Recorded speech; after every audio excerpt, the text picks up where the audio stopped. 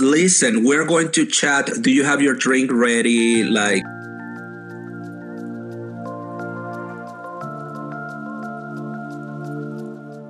AB, hello. Thank you so much for making time and seeing me. I am super excited that there are other queer content creators that are also people of color, and I was like, I need to know more. So would you like to introduce yourself? my name is Aníbal. Okay, I'm originally from Venezuela. I am 29. We're almost on the third floor. 30 years old. I'm queer. I am married to a man here in USA. I'm currently living in USA. I'm also a practitioner. I began my practice, and I say my practice because I began as a Christian individual. Christianity reached South America in a way that it's almost impossible for us to escape as of now. I began my life like as a Christian individual, and from there I was transitioning on to more Protestantism, and now here I am more as a witch practitioner, which is something that my family always had like their roots in. So yeah, that I guess that's a little bit about myself. I do not have a specific practice of mine as of yet, so we are all figuring that out. That was going to be my first question, so you already started, basically. I was curious to know how you got involved, like how even the concept of there can be modern witchcraft practice and I can do these things. So what got you started? What are the things that you have kept with you, and what has changed? How long? Because I realize you call yourself a new witch, but you've been practicing for like 6 or 7 years, so not quite. Like, you don't know your stuff. In my head, I feel that I just began, and also I can't stop comparing myself. I mean, we were part of this big panel with Ivy, where these practitioners sometimes talk about topics that I'm like, wait a minute. I just put oil on a candle and maybe shout at the moon. That's it. So, but yeah, certainly I am noticing that definitely I'm not just starting. So that is a big thing. Now, when it comes to talk about witchcraft and spirituality, I like to mention my religious years as part of my spiritual practice, because my issue has never been with God or deities or spirit. My issue is with religion and the oppression that religion has on society, specifically South American society, and the way that religion has shaped the thoughts of people, which is a topic that I think that we as queer individuals and also as people of color, we can understand the massive impact that religion and colonialism, and please correct me if I use a wrong word. It's very remember my first language is Spanish, so we're still figuring this out. We understand. My first language is Italian, so we both come from Neo-Latin languages. I feel you. We get that. So yeah, the way that religion shaped our thoughts, it's insane. But for me, religion was a big part of me. I wanted to be a priest. Then when we transitioned onto Protestantism, I was like, well, maybe being a pastor. But when we transitioned to Protestantism, I started noticing that I was queer, that I was, back then I used to think that I was bisexual. I think that right now I define myself a little bit more pansexual. I feel that it does express the range or maybe the spectrum of my sexuality. At the same time, I always, being spiritual, I think that we all, at least me as a kid, I always was very in love with the idea of magics and spirits, and these little folk tales that were told to us when I was a kid. In my family, specifically my grandmother and my great aunt, they never called themselves witches, but the family did say, oh, they are brujas. Their perfumes, their colognes. My great aunt, more specifically, she knew how to read Baraja Española, Spanish deck. I don't remember her reading tarot. I think that was not a thing for her, but she definitely read the Spanish deck. I always was so attracted to these, and they always had like their own things, and my family always looked to the other side. Recently, I spoke with my mom, and she also told me that on her father's side, we also had like these practices that not everyone. The thing is that I do admit that because it was so religious inclined, my mom did not allow me to practice, which is something that I regret. I wish that I could have had the opportunity to practice more of that when I was a kid. I guess that's where my practice originally, like my interest for everything came from, first as a religious individual Christian. Now that I'm an adult and I'm away from that religious net, more as an independent individual. I'm already 30 years old. I am married to my husband, and I'm like, well, Mom, sorry. If you want to be part of my space, you have to accept what I like and what I believe in, very respectfully and very lovingly, because I do admit that I have very loving and accepting parents, as much as they can be as Latinos and as Christians. But yeah, I'm very lucky and very blessed on that side. So I guess that's where my interest and my spiritual interest came from. Yeah. Do you remember, not necessarily like the first spell or something like that, but what was the kind of beginning practice? Like, besides having this interest and, your own trading cards and this kind of yeah. things, 'cause my family was the same. Like, there were all these superstition. My grandmother was known for making every kind of plant sprout. Like, everybody in the village would bring them a little cutting and she would make it sprout. Yes. And so there was, we don't call them witches, but there's people that have this kind of inclination. So I totally get yeah. So it makes me wonder, like, you had this background and this sort of knowledge, but we don't call it that. So what was the first thing you kind of identified that then you did it? Yeah. We're trying this. We're trying to modify and shape reality to my will, which is what they say magic is. So what was that for you, if you remember? Yeah. So funny that you mentioned my great aunt. As I said, my great aunt has this quality for divination. And also, she always was like cleaning, and she always had money. And she was an individual. Unfortunately, she had osteoporosis, so she lost the ability to walk at a certain age. But she always had money, and we were like, "How are you getting the money?" And she was like, "I'm not saying." And I imagine that she also had her clients. I don't know. I'm guessing, and I will not pretend to say that that's reality. But she always knew stuff. Something's about to happen. This is coming. Oh, this person is coming. So I guess on her side it was divination.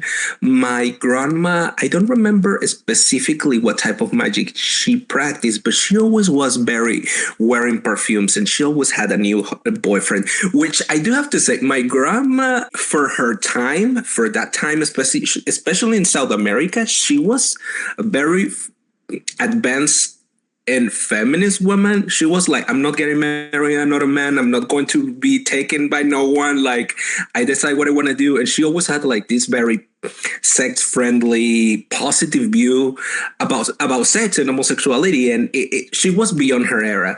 I like to say that it's a witchy side on her, but more specifically on my end, I had two instances. I remember that when I was a kid, I tended to see, I will not say spirits, but I guess that they were spirits. I had to like see these shadows, thingies, and I lost that ability as soon as I started diving more on religion, because I remember that once I saw what I thought that it was like maybe a goblin, a fae, maybe like a brownie, or maybe like a hobgoblin and a small spirit. It was like a shadow dressed with dress clothing, and until today I remember exactly how it looked like. And I remember that was the biggest situation, and I told my mom, and she was like, time to go to church, let's pray over it. And since then I do not remember having any more particular. In reality, my psychic ability goes more to feeling than to seeing. I do remember also a second instance where, you are a kid and you are stupid. And I was in love with this particular girl. I was very attracted to her. We were kids, we were friends. And out of nowhere, she was like, well, now I have a boyfriend. And it was like, oof, okay. Oh, good. But he knew that I like her. He was integrated into our circle. And one day we were talking and he was responding something, and then he grabbed her hand and looked at me like, she's my girlfriend, not yours, lada, very, very, it was stupid. It was a silly, stupid. Now I look backwards and that was so silly, but it was like the feather that broke the camel's back back then. And I was so bothered, and I got home, and I remember that I made a series of rhymes, but very curse-like. I don't remember specifically what I said, but it was heavy, it was ugly, and it was very out of character. The next day when I arrived to high school, everyone was like, oh, this dude is in the hospital. And I was like, why? So I don't want to disclose much, obviously, but it was like, oh, he's in the hospital. He's like in a coma, something like that. It was for like some organic issues, like diabetes, like a diabetic coma or something along those lines. And I remember that obviously this is where I draw the line with magic. I don't think that I have that amount of power anymore, or maybe I do, and I learned to control it. Actually, my spell crafting is not as it was when I was younger. But I do remember that when that happened, I felt such a pain and regret inside my heart. Like, why did I do this? And it was just throwing words out there, but it was.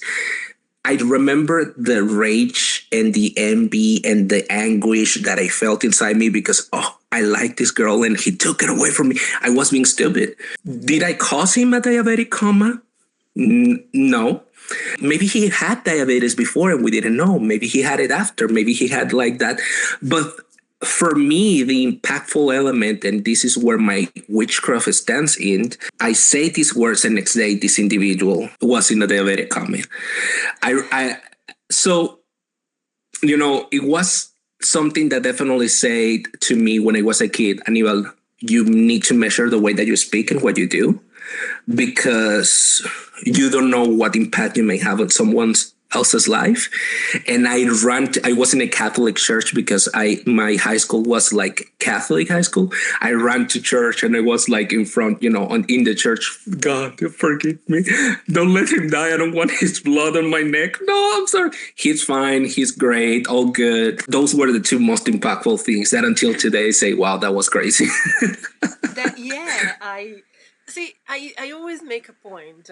First, I'm truly fascinated by the fact that, to a degree, like you used to see at least, or sense or feel things, because that is one of my areas of lacking, and I keep on having this perception that if I got something like that, there's no question anymore, which is really unfair to me, because thinking back, there are other very obvious signs. Like my spouse jokes that the reason why I am so naturally skeptical and I don't necessarily have an attitude for subtle things is because the things that got to me are such huge things that they just slapped me in the face. So I never had to develop that level of subtlety to see things.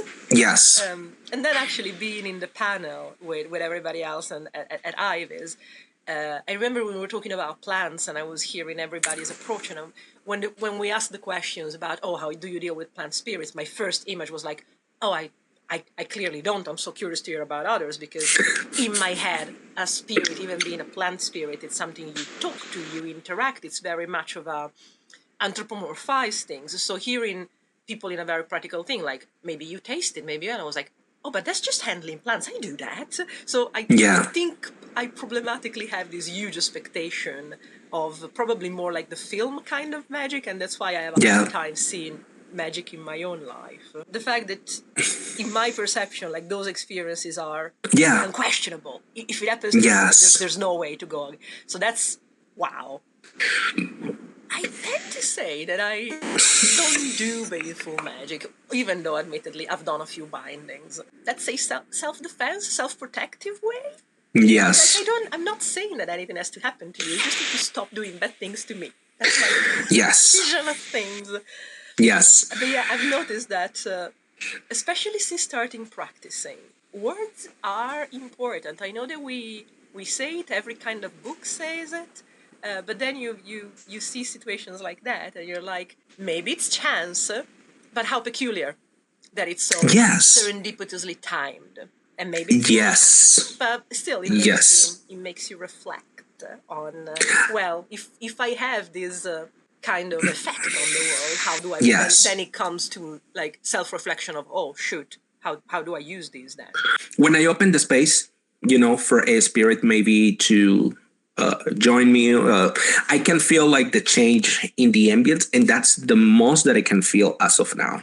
Because it literally gives you the confirmation what I'm doing has an impact. That's amazing. I guess that's what makes the difference when I feel that, okay, this is working because I can feel the presence, or maybe it's not working. Maybe it's time to give it a close and leave. And but yeah, for sure. That on that. And also, I'm a big fan of science, and I am a big fan of, I like to tread the line with witchcraft and spirituality as delicately as I can. As a person that has have a manic episode, I really try to make a lot of emphasis on the importance of mental health. And I'm neurodivergent myself, which is not the same as saying, oh, you have a schizophrenia or something like that. And yet, people that may have these particular instances in their own body, they still can be wonderful practitioners. And like, yeah, having a mental health issue in particular does not disqualify you to be an excellent practitioner or an excellent witch or psychic. But I've had instances where I've had to take medicine that definitely I have felt certain changes on my body, and yet I will not give away taking the medicine. Does that make sense what I'm trying to say? It's a very healthy thing to keep in mind. For all the people out there along with me that, you know, they need to take their meds, take them. You know, it's for your body, it's your balance regulation, and also at the same time, you are still a powerful witch. Something that I see a lot in the witchcraft community is that, unfortunately, there is a lot of people that have undiagnosed mental health issues, and they walk on that line saying, don't take your meds, stuff like that, or simply say things that they are so full of misinformation and can be even damaging and hurtful. When you are queer, a person of color, when you are fat and also neurodivergent, and I'm blessed that I'm able-bodied. You know, the biggest thing that I have is just my glasses. I work a lot. But if we keep adding layers and layers of that, I feel that misinforming hurts more. It does. Like the minority than do any good. A couple of months ago, I made a video that is called Shame, exactly because of that, because it's the piling up of marginalizations. And, you know, when you're, no offense to cis het white girls in their 20s, but when you're a cis het girl in your 20s, and you just happen to, and you also say that you're a witch, that's quirky, that's cute. So when I say that if I were to say that I have visions or that kind of thing, because of how I look, because of where I come from, because of all these things, I am not cute. I am insane. Yes. But because this is a marginalization, and people will think that you are on this spectrum that goes from quirky to absolutely insane, depending on the other marginalizations that add up. There is an intrinsic rebellion to the system. The best kind of books, the best kind of people that I've talked to, they're always like, we don't replace science, we add upon science. So you always go to the doctor first. But it doesn't hurt that you also do a health spell. But I guess it's the idea of magic comes from intention, and intention is also in your action. So it's the infamous thing. You can do a spell about finding a good job or getting money, but then you need to do your own bit in real 3D to make that happen. So to me, it's always bizarre when people are like, "Oh no, like don't let these things affect your 3D life. Don't take your meds." I'm like, that doesn't work like that. I'm not a police over what you do and what you decide to your life. I will blatantly say I disagree, but move on. Go for it. And I also am a firm believer that blocking is free. It's healthy and it's really nice. I don't argue with anyone unless you are willing, like, first of all, Libra, very devil advocate. I will be like, I want to sit down. I want you to convince me. But if you're going to convince me, you need to have the data and you need to have the facts. If you don't have them, I got a vision, or I was in the Akashic library or whatever they call, I'm like, darling, that doesn't work for me. I apologize. No. And I block I block and I enjoy blocking in this particular type of instances. I'm a firm believer that the concept of, oh, I don't want to take my medicine also is a very privileged decision, because not everyone can decide for themselves, I will not take my meds. Even here in USA, like especially the experience, in the US, yeah. especially here, but even here in USA, and I'm saying it as an individual that comes from South America, that probably gained 60 pounds since I arrived from Venezuela. Like, life here, and of course, this is my experience as an able-bodied individual, and obviously man presenting. Life here, even as an immigrant, is in somewhat good. I've been blessed. I'm a witch. Also, I throw my powders here and there. I know that everything is going to be, this is a very privileged country, a very privileged life. In this space, there are so many opportunities that you can take advantage of. My challenge within witchcraft, especially the witchcraft that is sold in social media, especially the witchcraft that is sold here, is a very privileged witchcraft.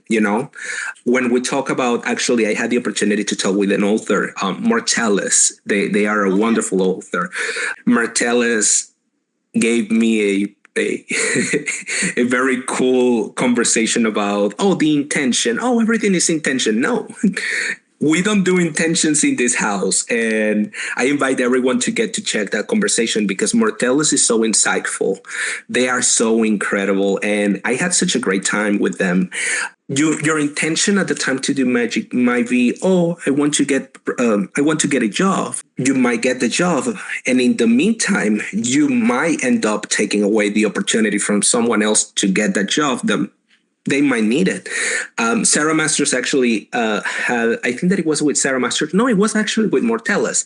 They mentioned that magic sometimes does not get along with ethics. Yeah. You are forcing things to happen, whether good or bad, whatever that means.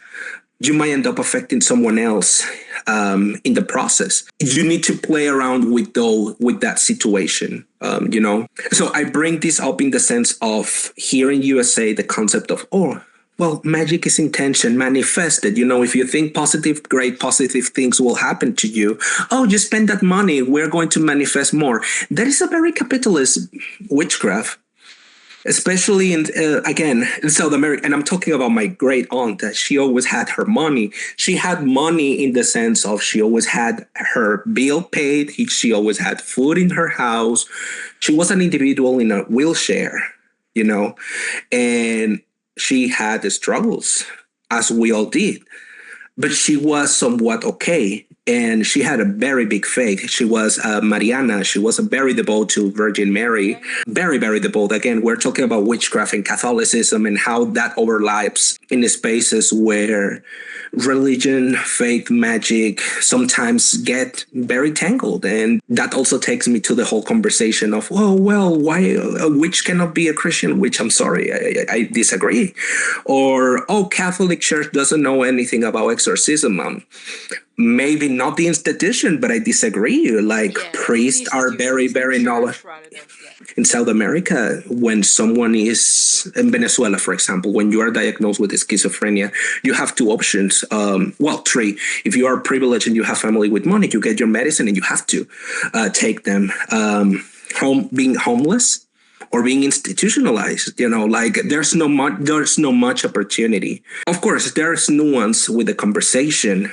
But even here in these spaces, when I see a white individual on social media saying, don't take your meds, so in that way you can ascend to the fifth dimension, you are meant to be who you are, that's a very privileged approach to a harsher reality that not everyone in other countries like mine may have. Same with witchcraft. Manifest this, money. Witchcraft in spaces like mine may be used for survival and protection and defense. So I bring all this just to invite anyone that might be listening to reframe their views and in comparison with the privilege that we may have, because I'm very privileged. Like, look, I live in a very cute apartment. I have a husband. I am talking social media. That's a privilege. I'm very privileged. It was one of the questions that I was going to go into about how your identity, you feel, or your experience from your identity and your marginalization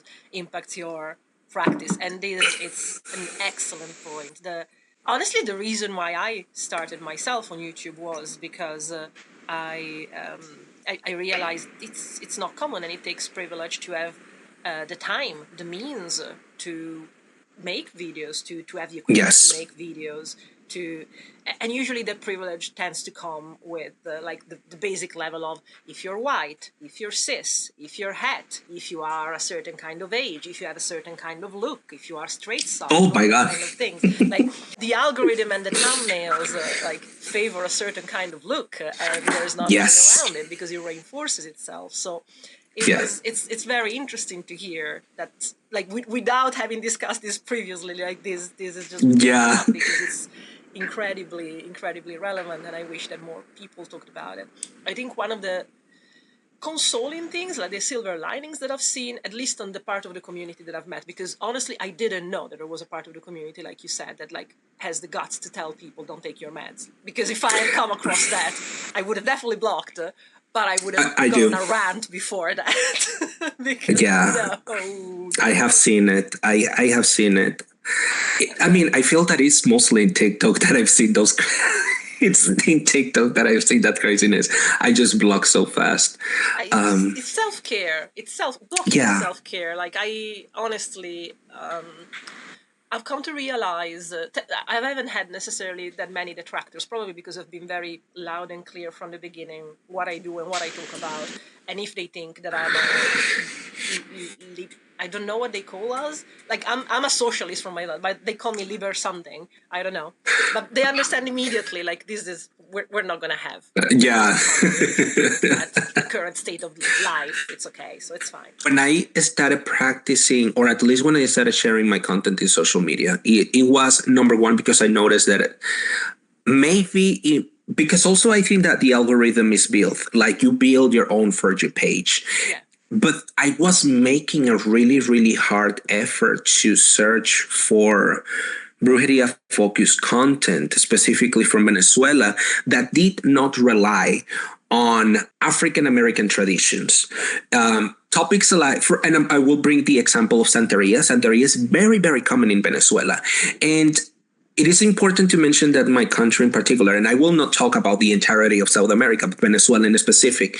Venezuela is a country that is very mixed due to multiple factors. Like, we have had multiple individuals from different nationalities joining the country, even post in the 1900s, during the war world. Throughout those times, we had like a big affluence of individuals joining like Venezuela. And even prior to that, Venezuela is a country that was colonized by Spain. And they brought a big amount of African slaves, plus the natives that already were located there. Venezuela is a big melting pot of different practices. That's why, yes, we have Catholicism, but we also have Jewish practices. We also have like a small percentage of Muslim practices as well. But both Jewish and Muslim practices or religions are very, very small in comparison with Catholic and Protestantism. And obviously we have natives, and along with religion also comes witchcraft. And we have all these different practices melt together. I'm willing to take, like, in my practice, the African elements that are open or that were brought onto the country, but Santeria in particular is a closed practice. And I was like, okay, what can I do that I can use, that I can learn, that does not rely on the invocation of orishas and stuff like that? And also, it's an ATR that you do require to study and practice and learn and understand. It takes so much time, and I was not interested in that. And my as I say, my great aunt, she was Catholic. She was doing everything like with the candles from church that were free, so I was like, okay, I need to find more of this information, and I wasn't able to find it. Even though I came from Venezuela 6 years ago onto USA, I still wasn't able to find that type of content. So I was like, okay, I will figure out myself, and I'm just going to share my craziness. I'm going to share my journal, which has been a terrible disservice of my part because I barely have created content for my YouTube channel. It's just that it's been busy. It's hard having a full-time job and responsibilities and then sitting down and editing. And also I'm neurodivergent. I can dedicate like just an entire day of just to video editing because I have other things to work on. But beyond the point, I was like, okay, I have the equipment. I like to talk, as you can notice. Same. Let's just share, let's share. And my approach with my social media is I'm not going to teach you anything. If anything, I'm going to share what I'm practicing, and I will show you the book where that came from. Hey, I have equipment. I live in an apartment that is not mine, it's rented. But like my sense, because I come from Venezuela and we had such a much like financial challenges, maybe my perception of life and privileges, like, do I want to have a house and like a lot of money and travel around the world? I mean, maybe, who doesn't want that? But also at the same time, I'm like, I'm comfortable, I'm healthy, I eat a lot, I have a roof. Like the idea of being a billionaire and just amass fortune for what? You have you struggled in life? Like, have you actually struggled in life to be wanting to amass such a fortune? Do you need it? Billionaire? I hate it. That doesn't go with me. Unnecessary. We don't need them. I feel like it was so appropriate that I sent you the quote by Mikhail Jollett to read for the Capitalism and Cottagecore. Like, no more billionaires. How about that? We don't need that. We don't need them. It's very interesting to hear you say that, because that is one of the things that I started being an activist very late in life, despite the fact that, they tell you, oh, when you have all those marginalizations as part of your identity, your existence is activism. And I was like, in my personal experience, I tried to be the infamous good one. No, I will assimilate. I will not bother anyone. Please don't notice me, because if you notice me, it's going to be for better reasons. By the way, I really love the approach that is taken. No, I really love that. I do feel that we need more queer voices in witchcraft talking about sex in a responsible sex matter, in a responsible, healthy way where consent is touched upon. Exactly, where consent is clear and paramount. It's important to be mentioned in social media. And I do think that this is a good way to circle. Like, I'm going to respond what you were mentioning. I'm not saying that here in USA this is like gold and beautiful. It's not. But I'm very privileged and grateful that I've had the opportunity to arrive here, especially under the circumstances that I have to leave my country as a queer person of color. And as an immigrant, like, you notice when you are an immigrant, and those microaggressions, you see them. I had that conversation in the panel.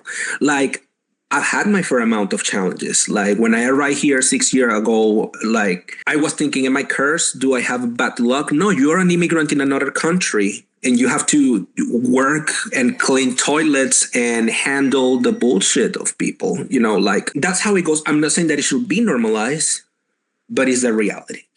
Do I have to? And even until today, I have an accent. I'm still working on my English, but when I work over the phones, even with the university that I work with, I had my fair amount of people like, where are you located? What is that? None of your business. I'm in the university. Oh, I don't want to be scammed just because I have an accent. Darling, you are talking with your university. Come on. So, these type of topics. And it's not the university, it's the individual, I've been very welcome and I've been very privileged. And even in the craziness that we can see here, I've had, of course, again, I keep throwing my dust on the side and my witchy stuff here and there.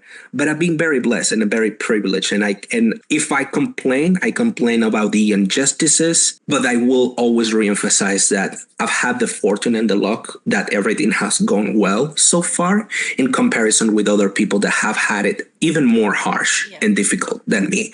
I'm not on a field plowing fruit and veggies under the sun, mistreated, barely paid in comparison with other individuals. Like, even the way that I arrived was very privileged in comparison to others. So even in that, minorities, we need to understand that there is another layer of people that might have had it even difficult and harsher than us. Again, even the fact of just talking about this whole situation occurring with Palestine, this big genocide, the mere fact that we can talk about it in social media is a privilege. You know, the mere fact that we can do some activism on our end is a privilege that we can advocate for others without experiencing what might be a matter of life or death situation. Even with the whole topic with witchcraft and being queer, like my experience as a queer individual practically began here in USA, because in Venezuela I was fully in the closet. And something that I feel that witchcraft has helped me with is to empower myself again and understand concept of love and connecting with different spirits and deities to heal those aspects that were damaged when I was younger. For me, it's impossible to separate witchcraft from social matters. Maybe I'm not an activist like you, that I have to say. I think you are selling yourself short by saying that. But I do try to advocate as much as I can, both but mostly outside social media, because that's also the thing. You advocate in the way that you can. Yes. Every effort matters. But as a witch, as a queer person, as an immigrant, I will always say, hey, my experience, especially here in USA, my experience as a witch, as a queer person, and as an immigrant, it's always going to be different than yours. As a witch that might have very beautiful white presenting with that does not have an accent, even in the way that you present yourself on social media. Not you, I mean anyone that I might be speaking with. You will have maybe a door that you can cross, a threshold that you can cross without the challenge that you and I may have or may face. Witchcraft is political. It always has been. And when my witches do not see that, I do say, well, you have been privileged to think that your witchcraft is just a quirkiness or an aesthetic or just a way of life. And that's awesome. I'm glad that you have had that privilege. Good for you. Good for you. Good for you. Now, compare your point of view and your experiences with others, and let's see what that brings as a result. Witchcraft has been like the opportunity for me to start connecting with those areas of myself and of my family that I was not allowed due to religion, due to society, to connect with. Sometimes the words witchcraft, magic, get a little bit overlapped and to use here and there. But I guess that witchcraft has been for me the opportunity to dive on those hidden areas that we all have, culturally. The more I read about witchcraft and the more I read or see or learn or ask about my family's life, I mean, I told about my grandma. Even in Venezuela in the 70s, she was already a woman that was saying, I'm not going to get married just to get a man. I'm going to have sex with whoever I want to have sex with because it's my life, it's my body, and I want to. I'm going to make a quick joke. My husband was asking me the other day, babe, are all the witches poly or is just the witches that I know? And I was like, why are you dragging me like this? Why are you attacking me? But in reality, you can see the overlap of how people that do present themselves as witch, they also tend to be inherently queer or open to queerness or open to not have the paradigm that religion has imposed on our minds that marriage is just for two, but in reality is just to feed the patriarchy, the patriarchal idea of ownership over, because you know what I mean? You know it better than me. And I was like looking at that and I'm like, sometimes we call ourselves witches, but we are just rebelling against, the oppression. And I'm not saying that all feminism is witchcraft, but I do see that witchcraft is inherently feminist and is inherently anti-patriarchy. I do cringe when I see witches falling on no, but we need to cater to our man and our no, hell no. That's not, but good bless you. They've been catered for, darling. They've been catered for. They're really being taken care of. You don't need to worry about that. What I enjoy about witchcraft is really that, like, you have the opportunity to explore so many different lines and to learn so many different things and learn about yourself and accept yourself and love yourself. But I also enjoy connecting with witches like you, like Sarah Masters, like Marcellus, Marshall, they make a lot of emphasis on which for my life, for my self-growth, for knowledge, culture, history, but witchcraft is social. Let's help those that are in need, you know? Many individuals that were called witches, certainly it was just due to ostracism in society. Yes. They were just ostracized. They were just put apart because maybe they were not attractive enough, or they didn't want to marry, or they were widows, or simply they were other factors. There were also witches. There were practitioners. There were medicine people, doctors, doulas, individuals that were helping, mostly women or female-presenting individuals that were helping to deliver babies. But also we had these instances, ladies that didn't know how to use their poisons to help the ladies, like, oh, this is an unwanted pregnancy. An unwanted pregnancy wasn't necessarily, it's funny, it was not necessarily being pregnant. It was that, oh, the man does not want to take responsibility of the child and they don't want to marry me, or they were already married, ergo, I am going to be ostracized.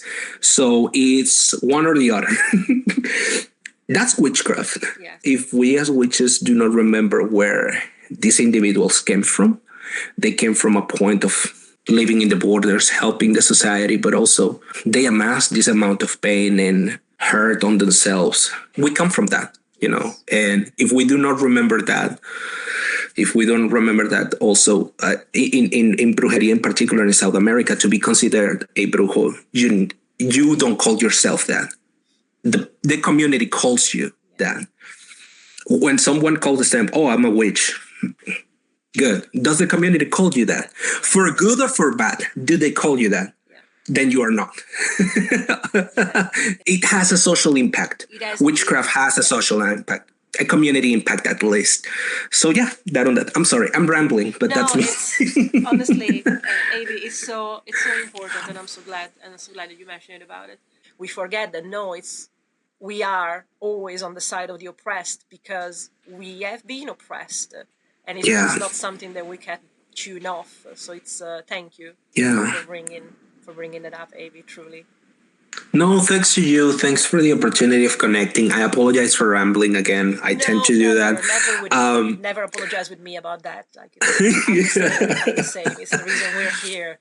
It was amazing. I did have so much fun, and I always learn so much from you. And I'm very happy that I had the opportunity to connect with you, because you do have a very refreshing perspective when it comes to talk about all these topics. Obviously, this is what you do and the activism, but I do reiterate that it's very important to keep working on this.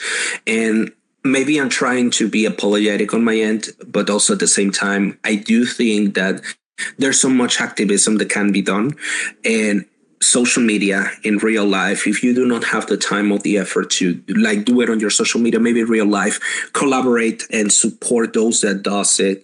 Having individuals like you that actively work on this, it's very impactful for me, because it's thanks to individuals like you that I had the opportunity to start learning about these topics before. So thank you. I really, really, really, I'm very grateful. My pleasure, and thank you for your patient listen. I know that, I can ramble, I can sound problematic at times. I completely understand. And not at all. I'm grateful to see that then what I share like resonates. And hopefully not at all. Again, curiosity, opportunities. Let's look into things. Like, Yeah. It's been absolutely a pleasure to have you. Thank you so very much for taking the time to be here. I invite everyone to go and check out Avi's channel. You just saw so many amazing interviews with others. Like, I know you mentioned Bartalus and Sarah Mastros, but that is so cool. Thank you so much for sharing that insight and those questions with us and answers. I'll link Avi's channel and all the social media and stuff down in the description below. Yes. Thank you so much for being here. I really appreciate it. And we'll see you again soon anyway. Yes. We're going to do at least another panel together, so that's going to be good. Yes. And for sure, we are going to be in contact in social media as well. So, thank you so much again. It was a big pleasure. And thanks for the opportunity to sitting down here with you and ramble about stuff. My absolute pleasure. And I'm sure everybody that has watched so far. Thank you so much. Bye-bye.